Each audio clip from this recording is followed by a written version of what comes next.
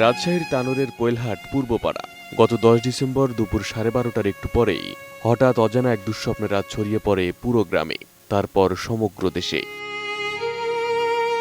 2 বছরের শিশু সাজিদ, হাসিমাখা যে মুখটিতে খেলার ঝলক লেগে থাকত সবসময়, সে মুখটাই কয়েক সেকেন্ডে হারিয়ে যায় মায়ের চোখের সামনে। মায়ের পেছনে পেছনে হাঁটতে গিয়ে হঠাৎই পড়ে যায় একটি পরিত্যক্ত গভীর নলকূপের গর্তে। মুহূর্তে ছড়িয়ে পড়ে চিৎকার, দৌড়াদৌড়ি, আতঙ্ক আর অসহায়ত্ব। গর্তে পড়ে যাওয়ার পর মুহূর্তেই শুরু হয় স্থানীয়দের মরিয়া চেষ্টা। এরপর খবর পেয়ে ছুটে আসে ফায়ার সার্ভিস। শুরু হয় সত্যিকারের যুদ্ধ, ছোট্ট সাজিদকে বাঁচানোর যুদ্ধ। বিকেল পেরিয়ে সন্ধ্যা, সন্ধ্যা পেরিয়ে রাত, তারপর আবারও সকাল, কিন্তু সাজিদকে দেখা যায় না কোথাও। মাটির 40 ফুট গভীরে গিয়েও পাওয়া যায় না সাজিদকে।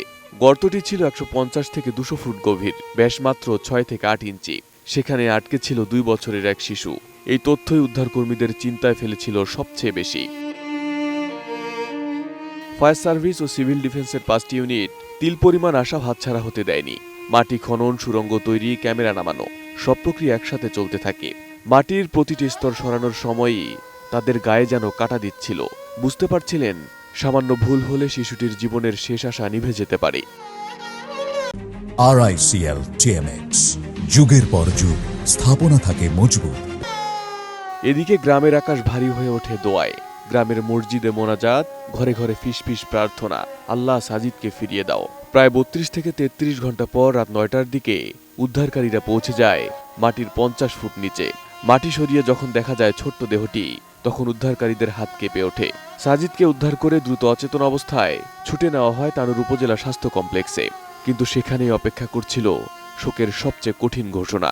পরীক্ষা নিরীক্ষার পর ডাক্তার ঘোষণা দিলেন সাজিদ আর নেই।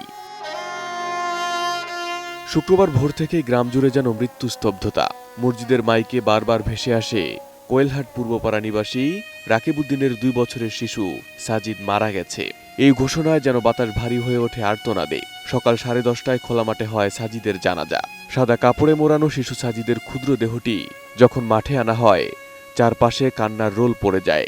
মা রুনা বেগমকে ধরে রাখার শক্তি স্বজনদের হাতেও ছিল না। যেন পুরো গ্রামই সন্তান হারানোর ব্যথায় ভেঙে পড়েছিল।